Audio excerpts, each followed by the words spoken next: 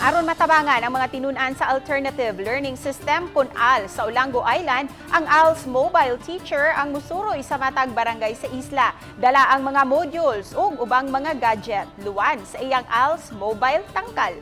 Si Luan Merondina sa report. Sayo pa lang sa buntag, libuto na sa usa ka tricycle diin gikarga ang mga lingkuranan o gadgets ang unom ka mga barangay sa isla.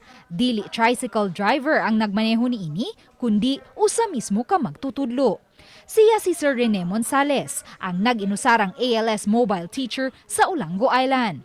Human magusbat sa bagyong Odette ang tibok isla, nakita ni Sir Rene ang kalisod sa iyang mga tinunan. Ang barangay Tungasan lang ang adunay ALS Community Learning Center, busa gikinahanglan pang musakay og habal-habal o tricycle ang uban niya mga tinunan aron lang makakuha og modules ug makatambong sa klase. Tungod ni ini, gipahimuan niya og sidecar ang kaugalingon niyang motorsiklo ug sa abag sa DepEd Lapu-Lapu mapahigayon ang hamubong klase ilawom sa mga punuan sa kahoy gamit ang laptop og TV set.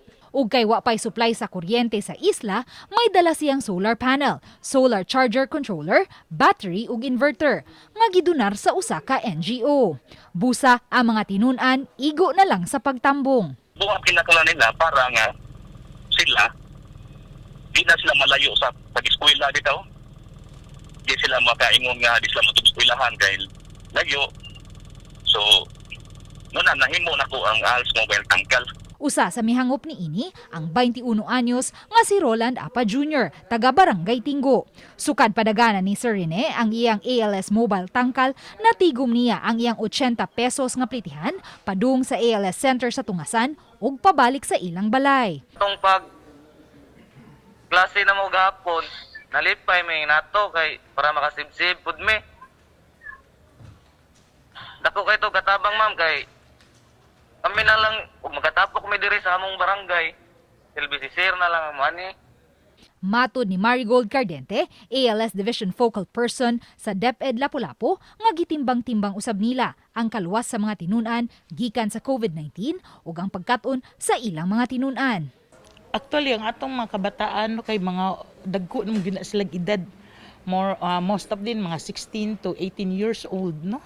So kay ang mga bata ang gunato, dili mo guna sila mo tuon sa module og sila ra mangkinahanglan gyud sila paluapon sa teacher. So mas safety siya nga adtuon siya ni teacher, although ato pud yung gisunod ang mga safety protocol nato. Sa mainland Lapu-Lapu, may 21 ka mga ALS community centers ug 14 ka mga mobile teachers.